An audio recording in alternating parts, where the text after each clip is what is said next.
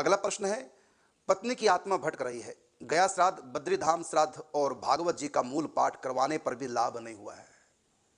जो महद अपराधी हैं उनको लाभ नहीं होता, बाकी सबको लाभ होता है।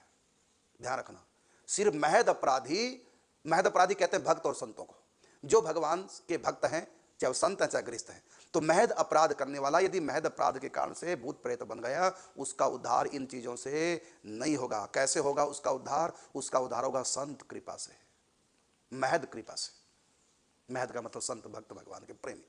और आपके मुखारबिंद से ये भी सुना था, यदि किसी की बद्दुआ लग गई हो, हाँ, वही भोगनी पड़ती है। भोगनी पड़ती है। बद्दुआ, यदि श्राप किसी का लग जाए, श्राप के कारण से कोई प्रेत बना है, किसी को सताया, उसने ऐसी दुख हृदय से श्राप दे दिया, बद्दुआ कर दी, तो उसका भी उपचार ऐसे नहीं होगा। देखो, स्वयं महाराज दशरथ को श्राप लगा, भगवान राम पुत्र बन के आ गए, गोद में खेले हैं, तब भी श्राप मिटा नहीं है,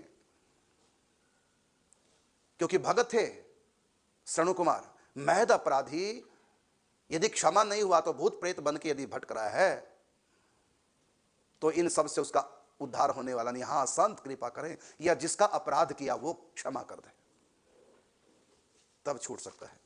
लेकिन महापुरुष चाहे तो उनका उद्धार हो सकता है। और महापुरुष जो भी बताएंगे वो केवल बताते नहीं, बताने के साथ वो कृपा भी करते हैं। जैसे किसी महापुरुष ने कह दिया भागवत जी का पाठ करो, अब आप कहेंगे भागवत जी का पाठ तुम कर चुके, अरे कर चुके अलग बात है, अब महापुरुष कह रहे हैं, अर्थात उन्होंने संकल्प कर लिया कि भागवत जी से उनका उद्धार हो जाए। भागवत जी क्या कोई सुन सकता है भूत प्रेत? किसी का अधिकार नहीं। जहां शंख ध्वनि हो जाती है तो वहां से भूत प्रेत भाग जाते हैं। भूत पिशाच निकट नहीं आवे, महावीर जब नाम सुनावे। जहां पर भगवान का नाम है तो वहां तो वैसे भी भूत प्रेत भाग जाते हैं।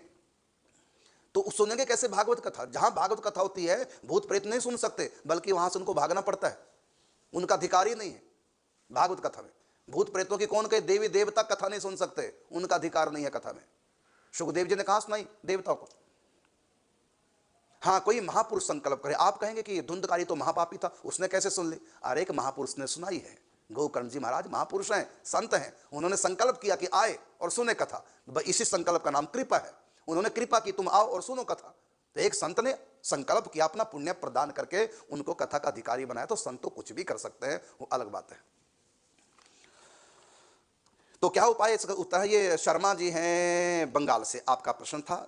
तो महापुरुष कृपा कर सकते हैं, किसी भी महापुरुष की शरण में जाइए। सीधा सीधा मत कहिए कि प्रेत का उद्धार हो जाए, पहले उनको रिझाओ, सेवा करके उनसे नीम लो, भजन करो, चिंतन करो, सेवा करो। जब संत रीझ जाए तब अपने संकल्प मात्र से उसका उद्धार कर सकते हैं, फिर भागवत जी की भी आवश्यकता नहीं है।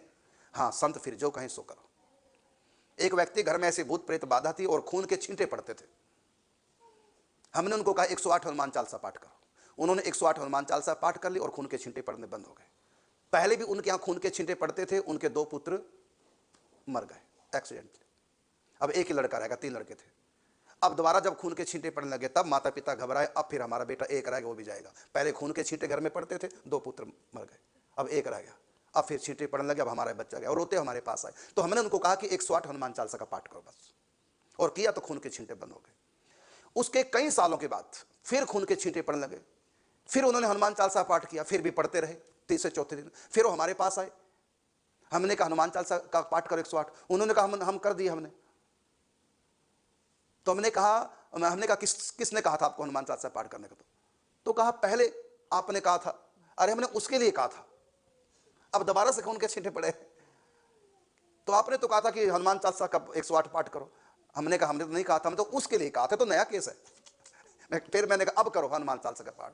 फिर 108 हनुमान चालीसा पाठ दोबारा किए, फिर ठीक हो गया, आज तक ठीक है। अब मैं कोई महापुरुष नहीं, ध्यान रखना कभी आप मेरे पीछे पड़ जाएं। मैं कोई महापुरुष नहीं, बड़ों की कृपा है, बस भगवान से प्रार्थना कर देता, वही करता है। मेरे पास सच्ची कह रहा हूं, मेरे पल्ले कुछ भी नहीं, प्रभु का नाम है, उनसे प्रार्थना कर देता हूं, बस इतना ही। मैं कोई सिद्ध विद्ध नहीं हूं, जैसे आप लोग वैसे मैं हूं।